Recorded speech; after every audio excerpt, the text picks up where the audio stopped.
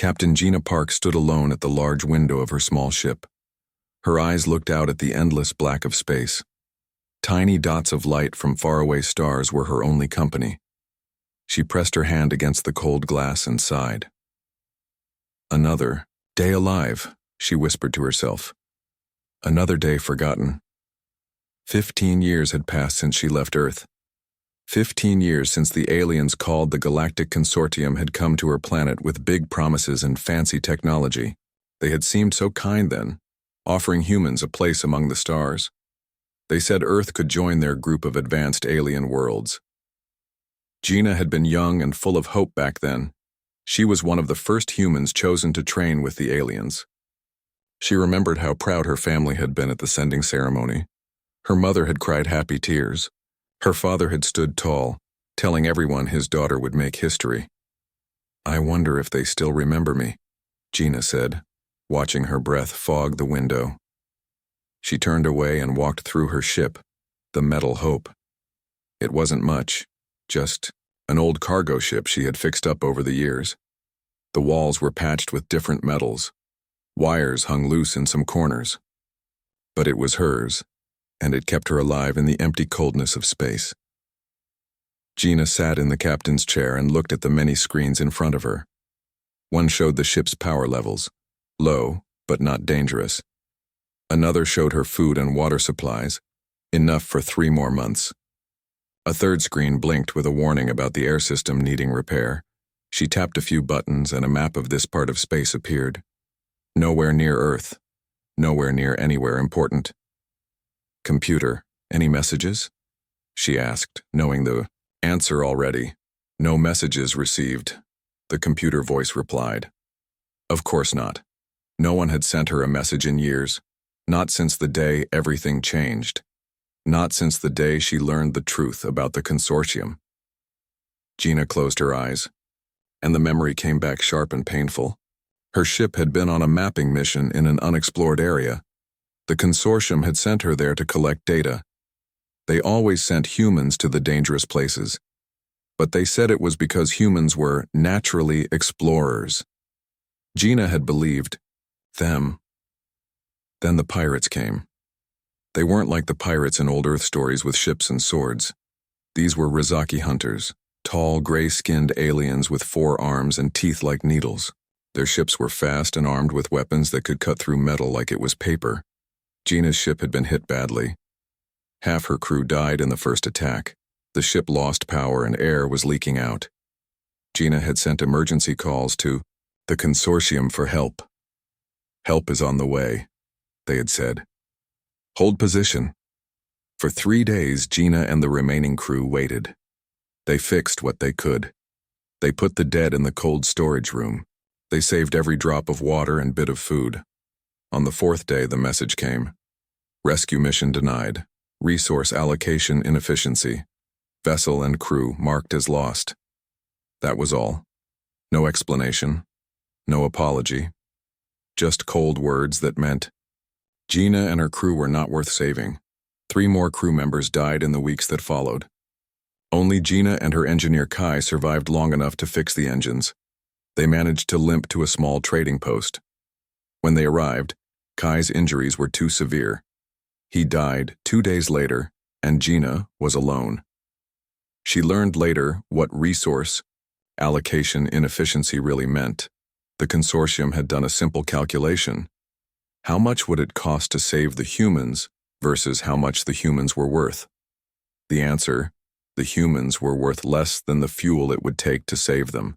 That was when Gina understood the truth. To the consortium, humans were not partners. They were not even people. They were tools, useful only when working properly and easy to throw away when broken. "Captain, approaching debris field," the computer announced, pulling Gina back to the present. She straightened in her chair. "Show me." The screen changed to show a cluster of broken ship parts floating in space. Gina smiled. Debris meant things to salvage. Things to salvage meant money. Money meant fuel and food. "Any ships in the area?" she asked. "Negative," the computer replied. "Any distress signals?" "Negative." Perfect, Gina said, steering the metal hope toward the floating treasure. Let's see what we can find. This was her life now. She worked alone, taking odd jobs moving cargo between small stations and salvaging what she could from abandoned wrecks. She avoided consortium ships and stations when possible. When not possible, she used fake IDs and kept her head down. Some aliens called her the human who wouldn't die. Others called her the ghost. Most didn't call her anything because they didn't notice her at all. And that was how Gina liked it. The metal hope drifted into the debris field. Gina put on her spacesuit and checked her oxygen levels.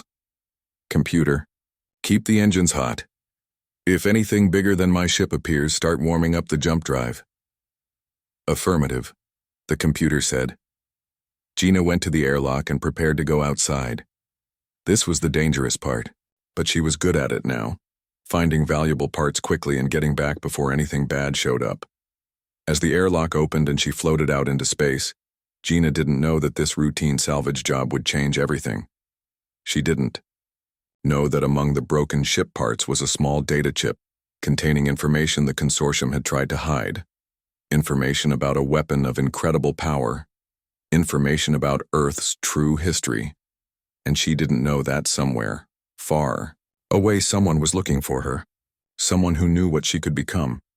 Someone who had sent a message that was, at this very moment, making its way to her ship's communication system.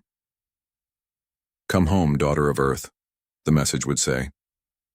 The stars may have forgotten you, but your planet remembers. Gina floated among the broken ships, not knowing her small life was about to become very, very important. Gina floated back to her ship with a bag full of salvaged parts.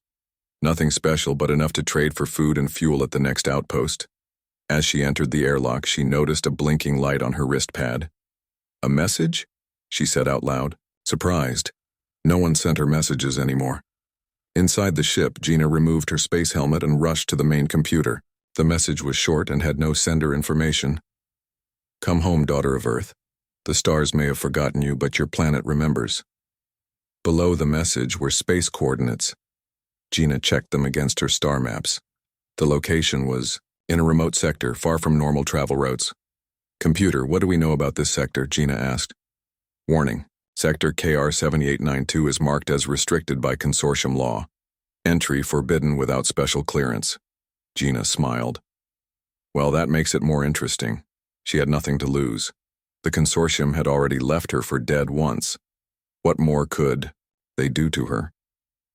She set a course for the mysterious coordinates. To get there, she would need to pass through a dangerous asteroid field.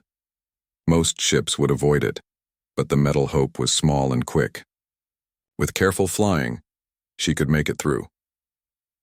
3 days later, Gina guided her ship between giant rocks floating in space.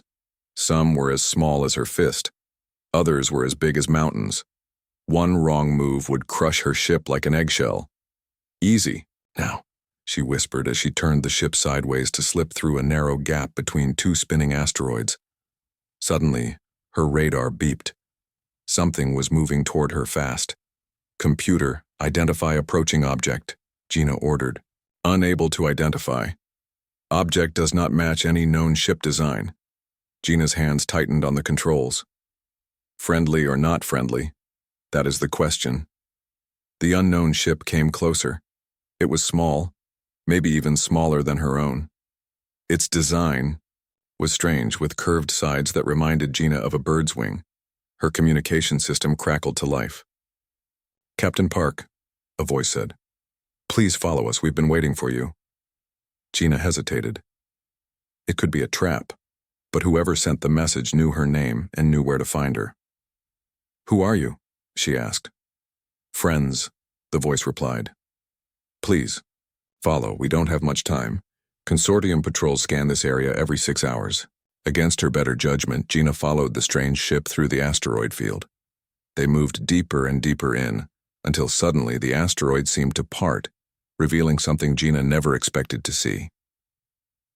A space station, hidden among the rocks. The station wasn't large or impressive like consortium stations.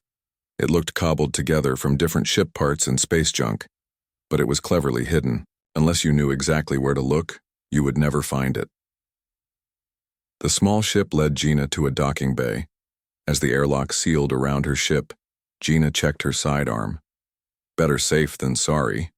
When she stepped out of her ship, 5 people waited for her. 3 humans and 2 aliens she didn't recognize. One of the humans, an older man with gray hair and kind eyes, stepped forward.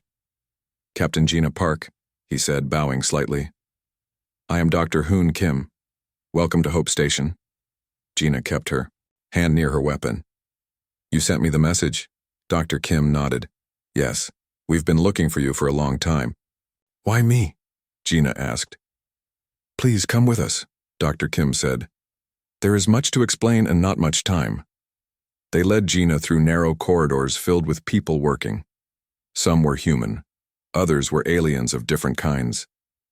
Everyone seemed busy, but they all stopped to stare as Gina passed. "What is this place?" Gina asked. "Who are all these people?" "Refugees," Dr. Kim explained. "Scientists. People who learn too much about the consortium's real plans. This station is a safe place for those the consortium would rather silence." They entered a large room with screens covering the walls. Star maps, data charts, and strange symbols Gina didn't recognize filled the displays. Dr. Kim turned to face her. "What do you know about Earth's history before the consortium arrived?" Gina shrugged. "The usual. We developed technology, fought wars, polluted the planet, then started to clean it up. Then the consortium found us and offered us a place among the stars."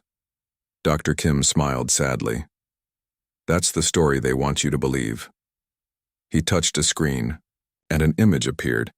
It showed ancient stone carvings with symbols similar to those on the other screens. "Earth has a much older history than humans know," he said. "Long before our civilization began, another advanced species lived on our planet. They didn't die out or leave. They evolved beyond physical form." Gina frowned. "What does this have to do with me?" "Everything," Dr. Kim said. He tapped another screen. A DNA strand appeared, spinning slowly. "This is your DNA, Captain Park. Notice anything strange?" Gina looked closer. Parts of the DNA strand were highlighted in blue. "These sections," Dr. Kim explained, "don't match normal human DNA patterns. We found them in ancient samples recovered from deep archaeological sites. You and a few others carry the genetic markers of Earth's original inhabitants." Gina stepped back. "That's not possible." "Oh, but it is," said Dr. Kim. "The consortium didn't randomly discover Earth. They've been searching for it for thousands of years. They knew about the ancient civilization and what they left behind." "What did they leave behind?" Gina asked. Dr. Kim's voice dropped to a whisper. "A weapon. The most powerful defensive weapon ever created. The ancient texts call it the Blade of Dawn." One of the aliens stepped forward. Unlike the insect-like aliens of the consortium, this one looked almost human, except for the silvery skin and large dark eyes. "The consortium fears this weapon," the alien said. "They have been searching for it for generations. When they found Earth and realized humans were living on top of the ruins of the ancient ones, they saw an opportunity. They didn't come to Earth to welcome us to the galactic community," Dr. Kim added. "They came to use us to find the weapon." Gina's mind raced. It seemed impossible, yet it explained so much about how the consortium treated humans. "You weren't randomly selected for the space program," Dr. Kim continued. "The consortium tested thousands of humans, looking for those with the right genetic markers. They hoped you might lead them to the weapon." "Then why did they abandon me when my ship was attacked?" Gina asked. "Because they found something else," Dr. Kim said. He showed her images of massive consortium ships gathering in a distant part of space. "They're building something enormous. We don't know what it is, but we know it threatens every independent species in the galaxy.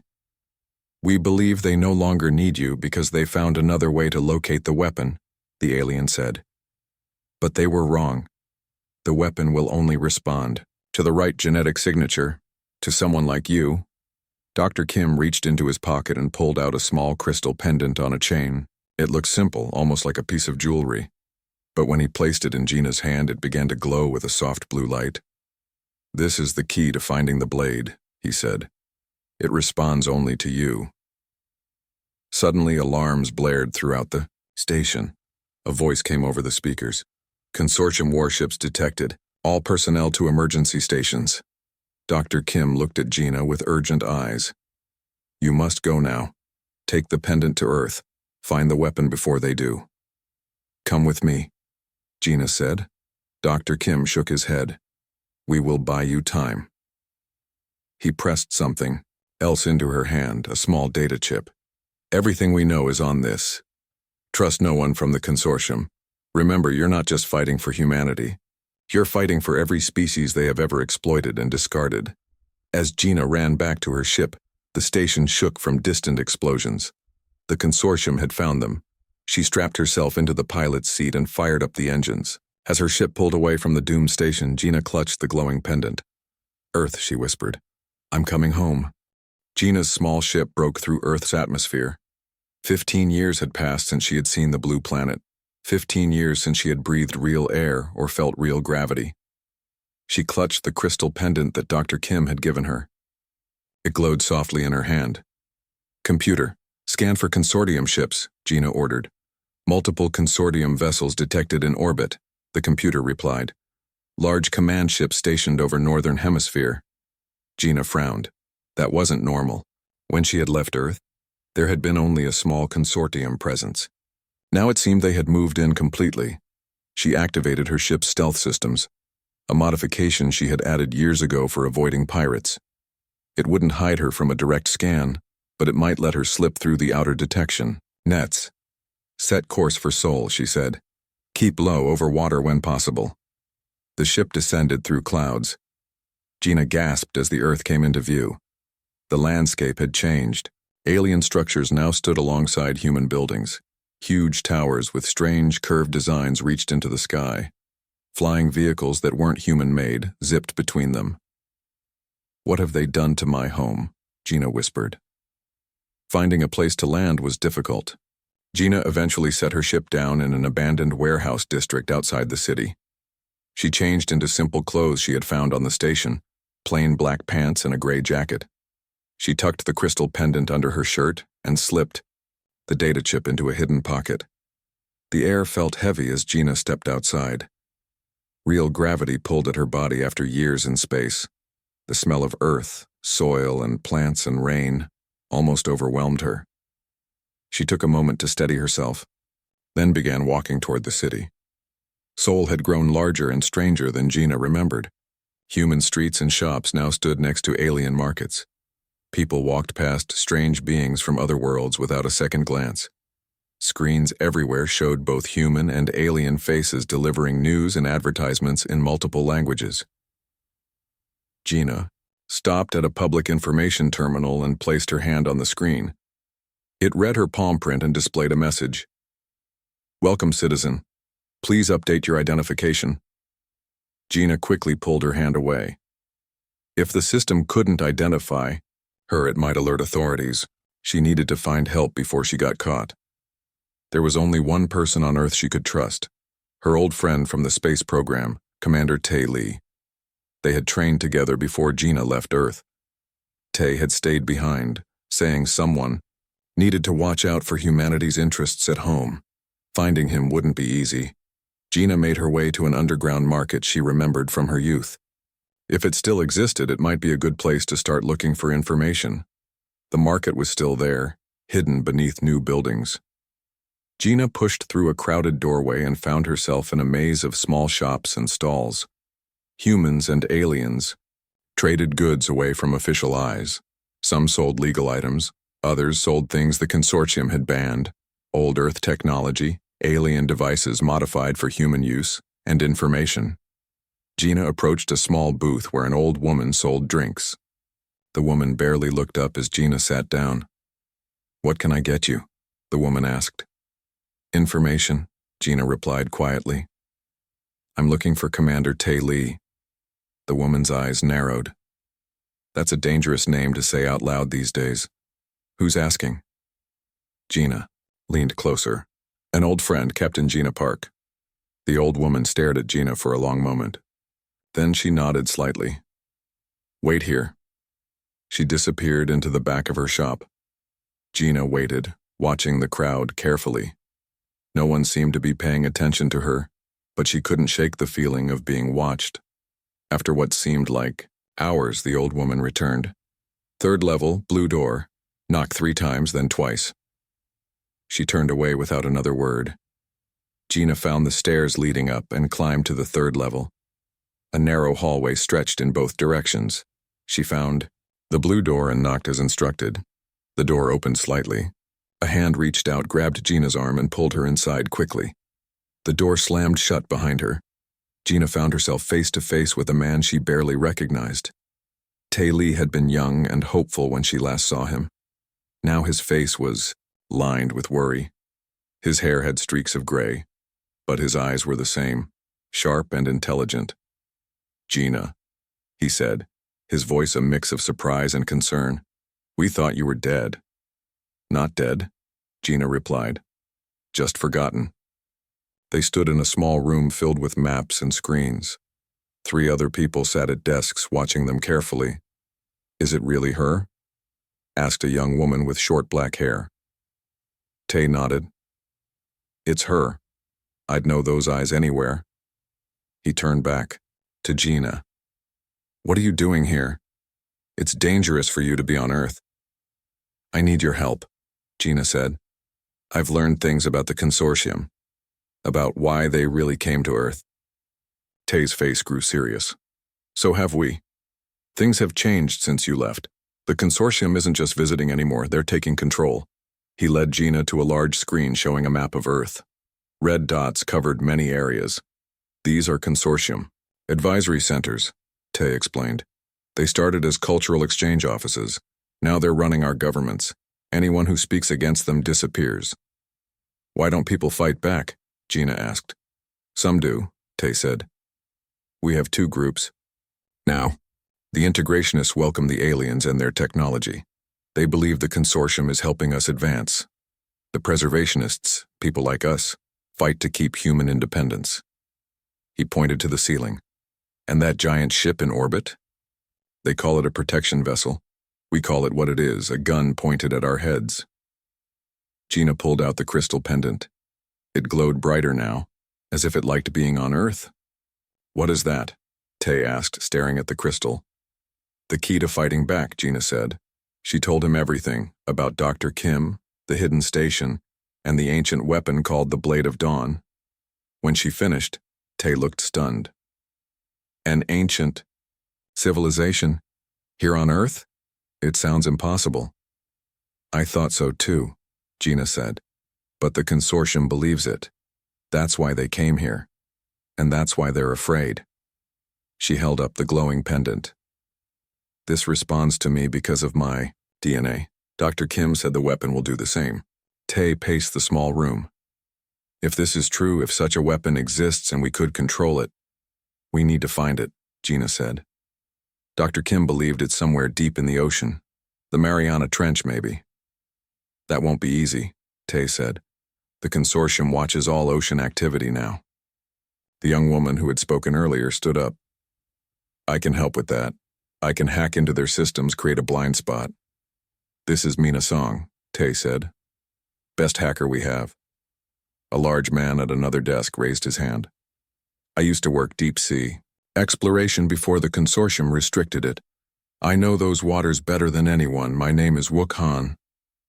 And I can help you stay hidden, said the 3rd person, stepping into the light. Gina gasped. He wasn't human.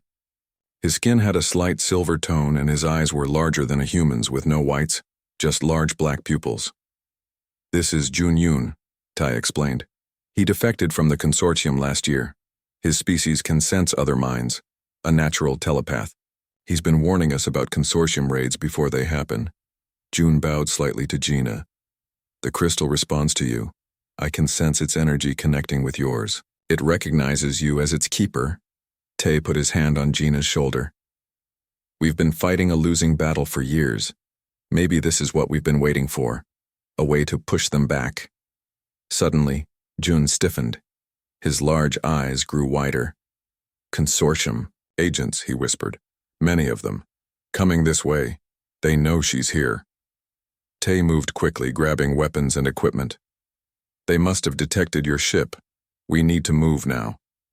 He handed Gina a small device. Emergency communicator. If we get separated, press this button. It will lead you to our backup location.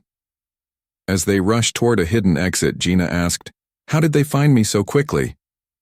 "They've been looking for you for years," Tay said grimly. "Even after they declared you lost, they kept searching. Whatever you found out there, Gina, they're terrified of it." The sound of boots on stairs echoed from outside the door. "They're coming," Jun warned. The race to find the Blade of Dawn had begun. Tay led the group through a hidden door in the back of the room. They ran down a narrow passage that smelled of damp earth and old metal. Behind them, the sound of consortium agents breaking down the main door echoed through the tunnel. "This way," Tay said, turning left at a fork in the passage. "These tunnels run under most of the old city. They were built during the wars long before the consortium came." They moved quickly through the dark, guided only by small lights on their wrists. Jun, the alien telepath, stayed close to Gina. "They are following," June whispered. "I can sense them. They have trackers that can detect the crystal's energy." Gina clutched the pendant tighter. It was glowing brighter now, pulsing with blue light. "Can we block the signal?" Mina, the young hacker, pulled a small device from her pocket. "This might help. It creates electronic noise that confuses most consortium tech." She switched it on. A soft humming filled the air. They continued through the tunnels for what seemed like hours, taking turns and climbing up and down ladders. Finally, they emerged in an old storage building near the harbor. The smell of salt water filled the air. "We need to get to the Mariana Trench," Gina said, looking out at the dark water. "The pendant reacts stronger when I face that direction." Wook, the deep-sea explorer, nodded. "I know a way. I have contacts who run supply ships out of this harbor. They don't ask questions as long as you pay well." "We don't have much money," Tay admitted. Wook smiled. "But we have something better. Information. The ship captain I'm thinking of hates the consortium as much as we do. His brother disappeared after speaking at an anti-consortium rally. While Wook went to find the ship captain, Tay showed Gina and the others to a small warehouse where they could rest and plan. Inside were supplies, weapons, and maps. Tay spread a map of the Pacific Ocean on a table. The Mariana Trench is the deepest part of Earth's oceans. Almost 7 miles down at its deepest point, no regular submarine can go that far down. "We don't need to go all the way to the bottom," Gina said, studying the data chip Dr. Kim had given her. "According to this, the Blade of Dawn is hidden in an underwater structure built into the side of the trench, about 3 miles down." Mina pointed to a spot on the map. "The consortium has underwater research stations here, here, and here. We'll need to avoid them." "I can create false signals to distract them," Tay said. "Make them think you're heading in a different direction." June suddenly stiffened, his large eyes going wide. "I sense something," he said. "Not consortium. Something else. Something ancient." Gina looked at him. "What do you mean?" Jun put his hand to his head as if in pain. "I don't know. It's like a voice, but not words, more like feelings. It's coming from the direction of the trench. And it's responding to your presence, Gina.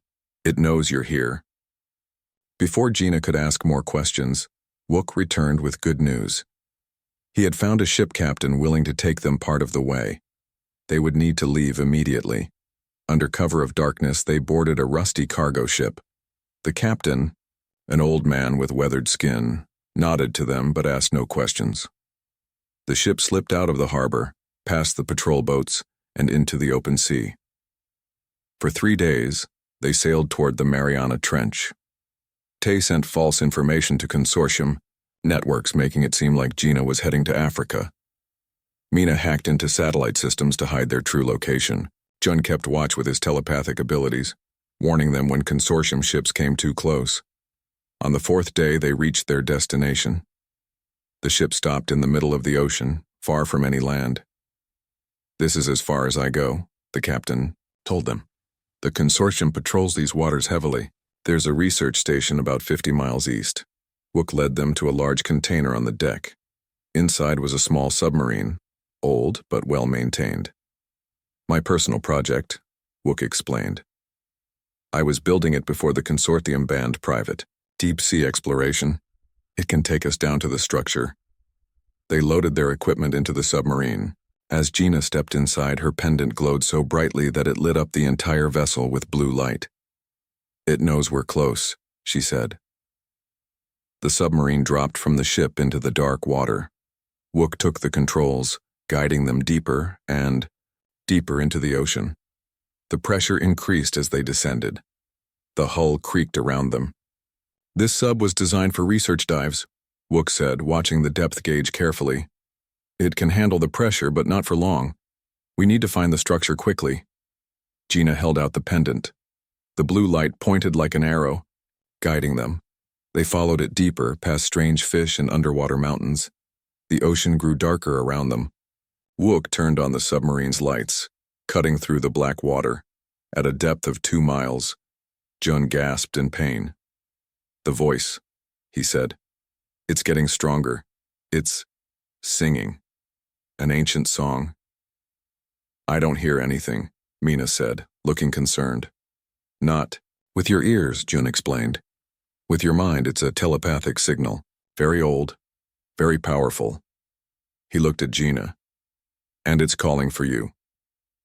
As they reached 3 miles deep, their lights revealed something impossible. Built into the side of the underwater cliff was a structure, not natural rock, but something constructed, smooth walls with strange patterns carved into them. A huge doorway, dark and forbidding. "That's not human-made," Tay whispered. "And it's not consortium technology either." "It's older," Gina said. "Much older." Wook guided the submarine toward the entrance.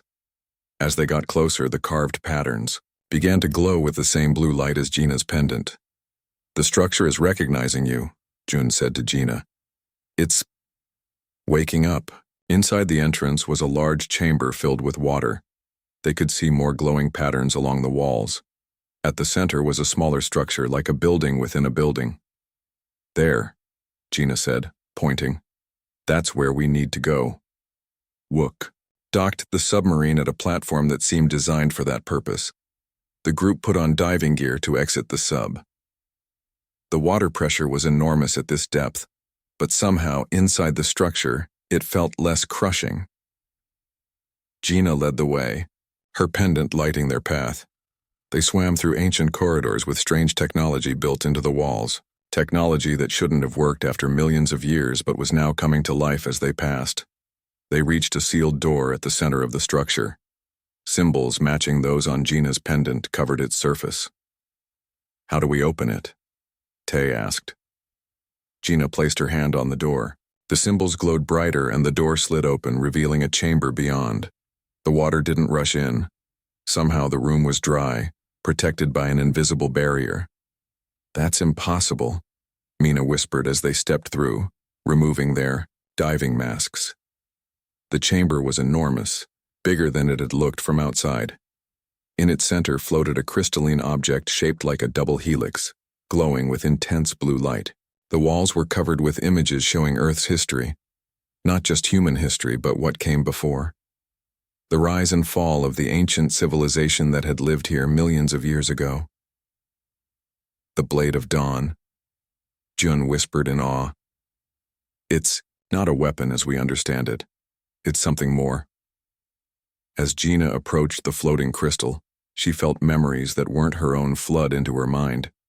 She saw the ancient people who had built this place. She felt their fear as they detected something terrible approaching from deep space. She understood their plan to hide their greatest creation and embed their knowledge in Earth's evolving species. The crystal responded to her presence, unfolding like a flower, to reveal a small device at its center. "Protocol recognized." A voice spoke directly into Gina's mind. Genetic signature confirmed. Awakening defense network. The entire structure began to activate, lights spreading throughout the ancient complex. On displays that appeared around them, they saw similar installations across Earth and throughout the solar system, dormant for millions of years, now awakening. But their discovery hadn't gone unnoticed. The ocean above them began to vibrate as consortium vessels started drilling operations to reach them. "They found us," Tay said, looking up at the ceiling. "And they're coming." The ancient chamber shook as consortium ships drilled through the ocean floor above them. Dust and small rocks fell from the ceiling. The group looked at each other, fear in their eyes. "How long before they break through?" Gina asked. Wook studied the structure. "The walls are unlike anything I've ever seen. Stronger than steel, but even they can't hold forever against consortium drills. The defense system isn't fully activated yet," Mina said, looking at the strange displays that had appeared around them. "It needs more time." June, the alien telepath, suddenly grabbed his head in pain. "They're coming. So many minds, all focused on one goal. They want the weapon. They fear it." Tay checked his weapons. "We need to slow them down. Give the system time to fully activate." Wook nodded. "I know these structures. If we collapse the outer passage, it could buy us time." He looked at Gina. "But someone would need to set the charges and trigger them manually." "I'll do it," he said before anyone could volunteer. "The rest of you stay here. Protect Gina and the blade." Despite protest from the others, Wook took explosives from their supplies and headed back toward the entrance. The last they saw of him was his figure disappearing into the dark passage. Minutes later, a distant boom shook the entire structure. Parts of the outer chambers collapsed, blocking the way in. Wook had succeeded, but at what cost? He sacrificed himself, Mina whispered, tears in her eyes. "To give us time," Tay said. "We can't waste it." Gina turned back to the Blade of Dawn. The small device at its center was now floating in the air, waiting for her. She reached out and took it in her hand. It was warm and seemed to pulse with life. "What do I do with it?" she asked. Before anyone could answer, a section of wall exploded inward. Through the dust and debris stepped a tall figure. It wasn't human. Its body resembled an insect, with 6 limbs and a hard outer shell. Its head had multiple eyes and moving mouth parts. "Commander Zath," June whispered, fear in his voice. The insect alien stepped forward, followed by armed soldiers in consortium uniforms. They surrounded the group, weapons ready. "Captain Gina Park," Zath said, his voice clicking and hissing. "At last we meet. You have led us on quite a chase." "Stay back," Tay warned, raising his weapon. Zath made a gesture, and one of the soldiers fired. The shot hit Tay in the shoulder, sending him to the ground. "Please, no violence," Zath said. "I only wish to talk." "Talk?" Gina asked, still holding the device. "Your people abandoned me in space. You left me to die." "A regrettable decision," Zath replied. "One made by others, not me. I would have saved you had I known your importance." "My importance?" Gina said. "You mean my DNA, my connection to this place." Zath's alien face couldn't show human expressions, but his posture changed, becoming less threatening. "You've learned much. Yes, your genetic connection to the Ancient Ones is why we need you." "To get the weapon," Gina said. "To save us all," Zath corrected. He walked closer, careful not to make sudden moves. "Captain Park, there is something you don't understand. The ancient civilization that built this place wasn't destroyed by natural disaster or war. They evolved, yes, but they were running from something." "Running?" Mina asked, helping Tay stand. "From what?" "Something ancient," Zath said. "Something that consumes entire civilizations. It moves between galaxies, devouring all advanced life it finds. The consortium has known about it for thousands of years. It's coming here to this galaxy." Jun stepped forward. "He's telling the truth," he said, his telepathic mind reading Zath's thoughts. "At least, he believes it's the truth." The consortium has been building a fleet, Zath continued. The largest fleet ever assembled. Not to conquer, but to escape. To flee this galaxy before the consumer arrives. And leave everyone else behind, Gina said, understanding now.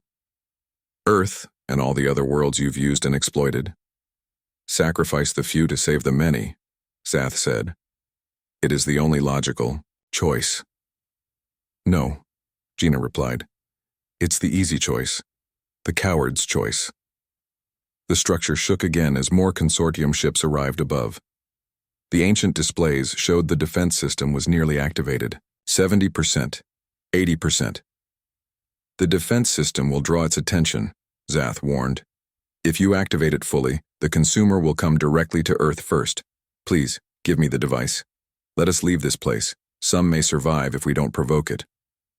Gina looked at her friends, Tay wounded but still standing, Mina, young and brave, John, who had betrayed his own people to help humanity, and she thought of Wook, who had given his life to buy them time.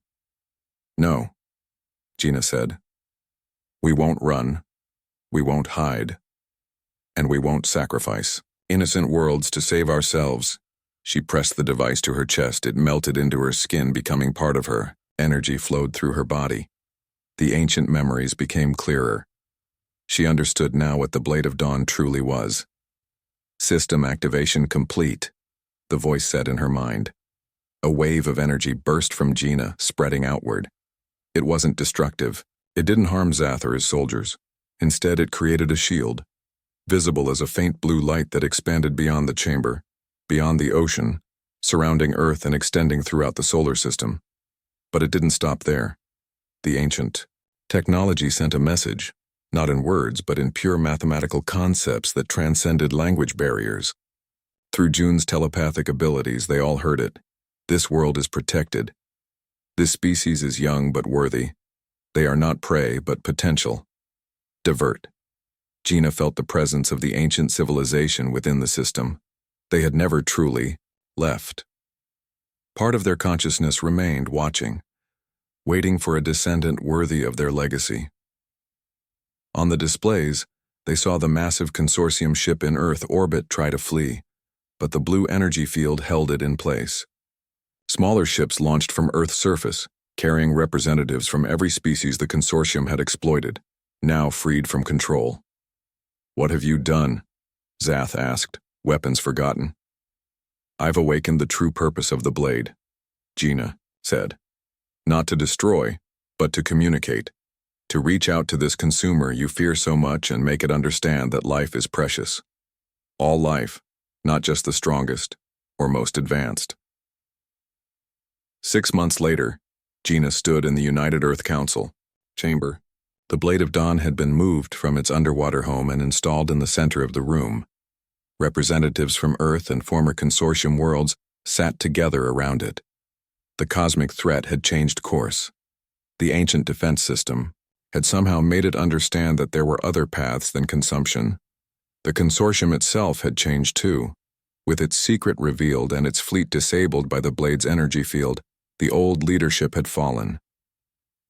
New leaders, including Zath, now worked with Earth and other worlds as true partners, not masters. The stars forgot us once, Gina told the assembly. They thought us primitive, expendable. But Earth remembered its ancient promise. And now, the stars will remember us too. Not as conquerors, not as victims, but as guardians of a legacy greater than ourselves. She touched the blade, feeling the connection to the ancient ones who had come before. In her mind, she heard their voices one last time. We remember you, daughter of Earth, and we are proud. As Gina looked around at human and alien faces working together, she knew that the future would hold challenges. The consumer had been diverted, not defeated. The blade was powerful, but not all-powerful. There would be new threats, new challenges. But, for the first time, Earth and its people would face them as equals among the stars. Not forgotten but remembered, not used but respected. And the blade she had brought back would remind them all that the greatest weapon wasn't one that destroyed, but one that protected, that communicated, that brought understanding. Gina Park, once abandoned among the stars, had found her true home, and in doing so she had helped humanity find its place in the universe.